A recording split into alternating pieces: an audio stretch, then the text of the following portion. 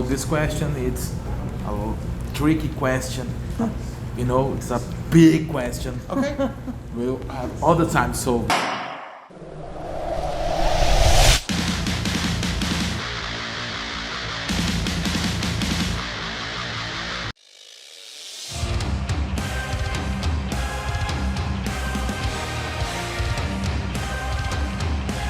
Joakim, thanks very much for this interview. Thanks for having me. Welcome to Brazil again. Welcome to Brazil. Third time here in Brazil. I think so, yes. First time playing in a festival. Yeah. So how's it gonna be? Hopefully better weather than right now. But we always had a good show here. I mean, I like the people, I like the food, and the crowds have always been great. Only problem is the language barrier sometimes, but other than that. This is going to be the greatest show you ever had here in Brazil. What do you think about it? I hope so, and it's saying a lot because we had a lot of good shows here in Brazil. So It's a festival, yeah. right? So it's for sure going to be larger than the other shows we've had here in Brazil before. So I'm really looking forward to it. And what can you spoil about your set list, about the concert? We had big troubles doing the set list because we only have 60 minutes. So we shortened it down, but of course we added the song about the smoking snakes, about the Brazilians. Yeah. So it made sense. I mean, we couldn't go here and not to play that song. Smoking snakes.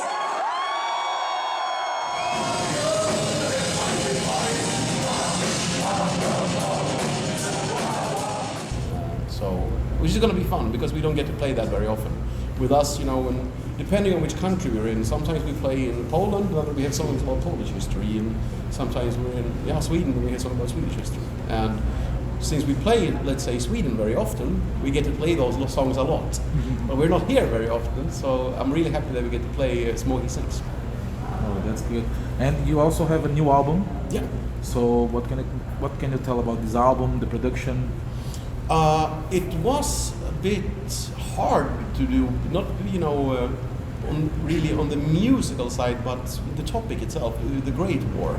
While as the two previous albums, Heroes and The Last Stand, are a bit more musically and thematically light-hearted. I mean, obviously it's still military history and we're singing about awful things, but still heroes. A hero is there's something uplifting in there. So is the courage to do a last stand. But the Great War, it's a very depressing time. I do my duties, pay the price.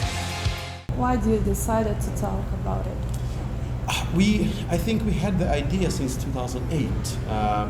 When we did the album Art of War, we covered some songs from World War I there, or some events I should say, sorry. And we just thought there's an whole album that ever since then I think we've had it in the back of our heads. We'll do a song about World War I one day. But when we realized we were in the songwriting phase, we had just started it, and then we realized that we could start the recording on the 11th of November, which is Armistice Day. So we could start the recording exactly 100 years after the war ended. So we thought, yeah, it's a sign, we have to do it now. And did you like the result of this album? I do. Usually it takes me, because I'm there for all of the songwriting process, I'm there for the production, I'm there for the mixing and the recordings and everything. So by the time an album is done, sorry for my language, I fucking hate it, you know, because I know everything that's happened on that has been recorded and re-recorded. And it usually takes me a couple of months after the release to be able to listen to it, you know. But we were done recording in January or February, and it wasn't released until July. And I didn't listen much because once it's done, I put it aside, because at that point there's nothing more we can do. But since there was such a long delay, was that when it actually came to, well, being released, I didn't really hate it that much anymore. So it feels good. I'm happy with it. And this was the first album that you have Thomas playing guitar on the studio with? Tommy, yeah. Yeah. First time for him. I mean, third album for Chris and Tommy. No, Chris and Hannes, sorry. And first one for Tommy. It was nice because, I mean, one of the songs, A Ghost in the Trenches, was written with Tommy as well. and you released Great War, the video, and released Angels Are Calling Now with Apocalyptica. Yeah. It's a re-recording Yeah. for a song. So, do you like the result? Do you like the repercussion of the song? Yeah, I mean, the song, it makes perfect sense because it's about trench warfare in World War I, but it's much older. It's 2006, that song. However, it's one of these things when we have, it goes for any bands, I guess. If you have songs that you really enjoy or, are possibly good ones, but they are on albums that are before you became popular or, that many people knew about you, we would love to play them live, but then we see 10, 20% hardcore fans. They go crazy, they love that. Then the rest are like, I don't know this song. Then they go home and check it, and then they appreciate it. But that means they're not having a nice time during the concert, really. So we figured how to beat that is to do a re-recording. We didn't just want to do any re-recording. And I think really Apocalyptica added some really extra beef to that song.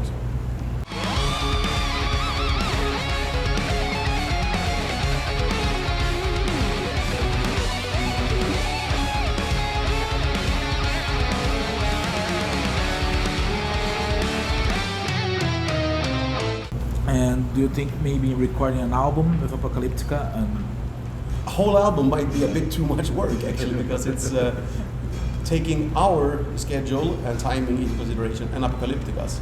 But I would love to do more with them, absolutely.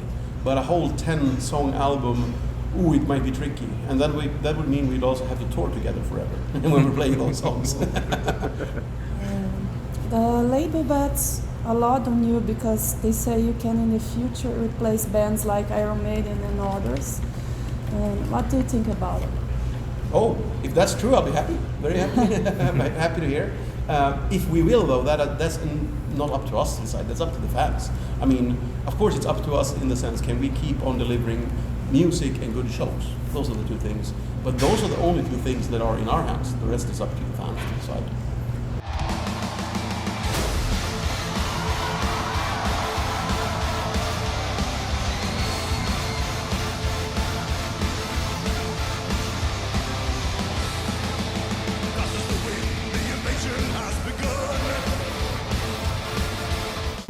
Well, if we've checked your spot list on Spotify, you have more than 1.5 million fans listening every month to Sabaton. Yeah. So how do you see this? I mean, we're in a time when people listen only 15 seconds of a song and well, this is disposable, I don't like this, but you have 1.5 million audience per month. So how do you deal? How do you see? I think it's possible thanks to metalhead fans being, well, more loyal and I'm not saying more intelligent at all, but I'm saying they have a longer attention span. It goes certainly for the more radio-friendly music, if you will.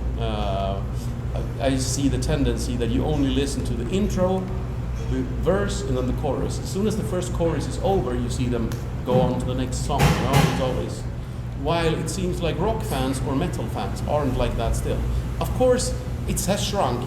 Metal fans used to be the ones who listened to the whole album and not only to one song. And now we're down to a couple of songs. But I get it. I mean, there is more things that is competing for our attention. Blaze Bailey is a big fan of you guys.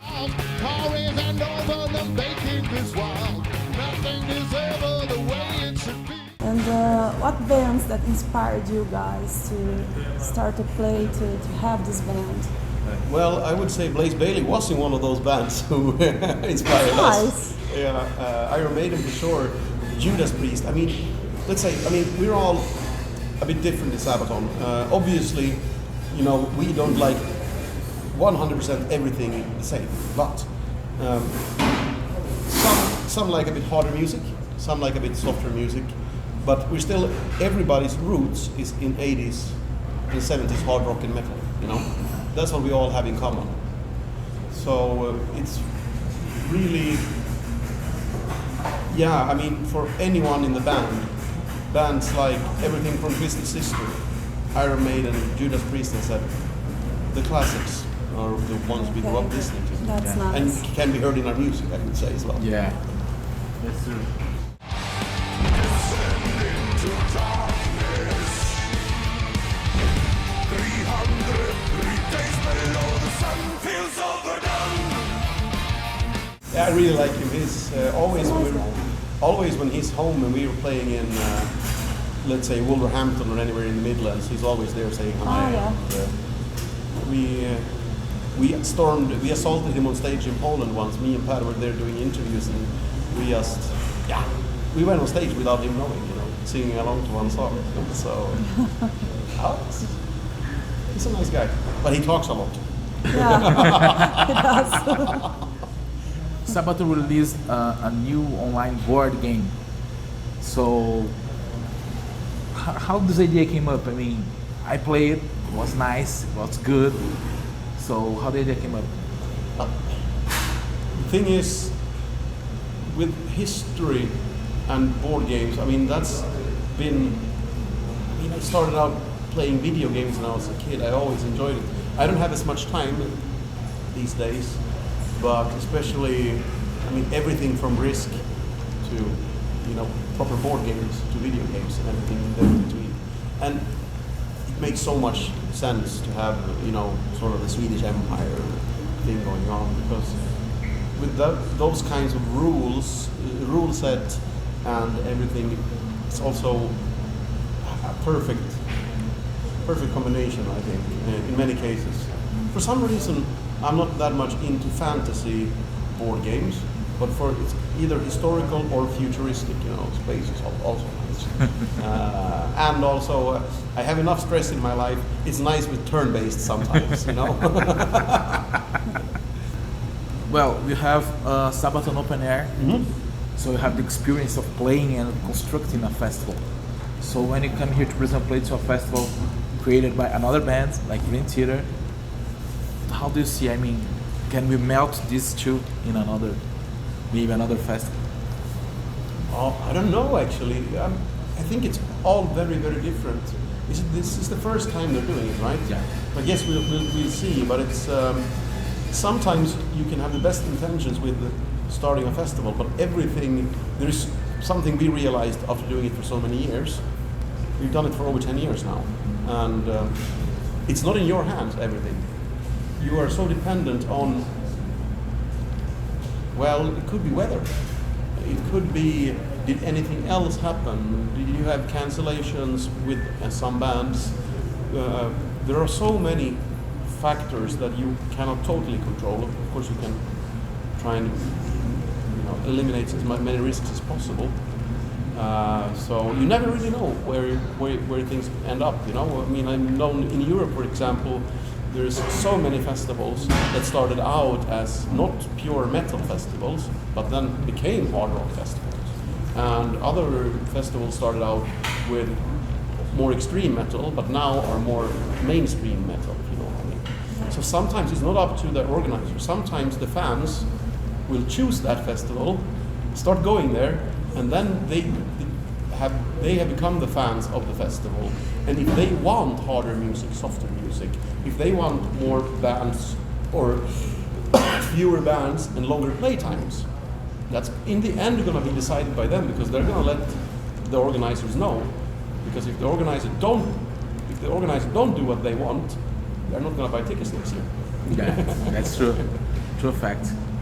Well, I think Do you still have time? Do you still have time? Okay, so we have two questions. Yeah. Oh, Two I have one. questions. She has one, I have another. So Yeah. Okay, mine is a little bit more difficult, because we are having like a difficult time here in Brazil that music talks about bullshit. What do you think about your music being used for school purposes and of course teaching story through music?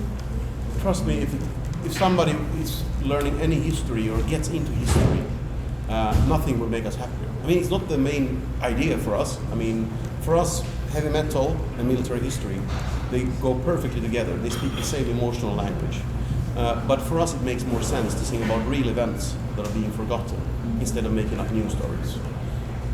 However, we don't like to see our music used in propaganda purposes, no matter be they political or religious or whatever, because we want to stay with the facts, you know. And it's important to remember that, sometimes we could sing about one nation's good part of their history or the bad part of their history.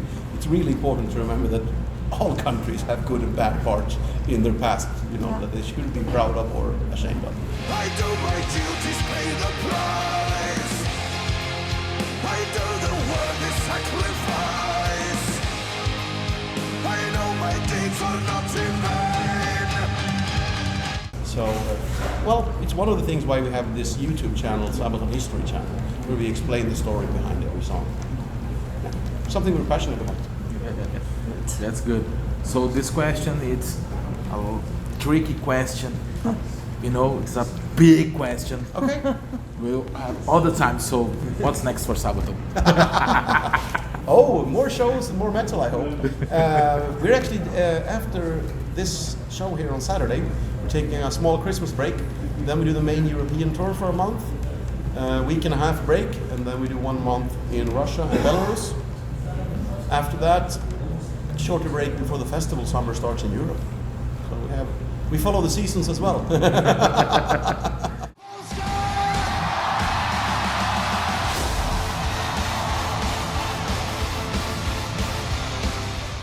Well, no album, no records. That we released in July this year, actually. Yeah. So I think, you know, my will to write more music just came back, you know, after because I'm doing nothing else than writing, you know, producing and recording for such a long time that, you know, once we're done, for about 6 months, I don't even want to. I mean, I love performing, being on stage, but I don't want to sit in a studio. You know, I've done that for a year already, or, you know, 9 months with the writing. So, of course, maybe we'll do something fun, but we're already starting to plan, you know, what we're going to do next. But it's going to take a year or two before we really are ready to release anything. You know. Okay, thank you very much. Thanks for having me. Short message to the Brazilian fans. Which camera? This one, this one? This one. This one. That one. This one. Thank you very much for all the good memories and the good food. Hope to see you soon.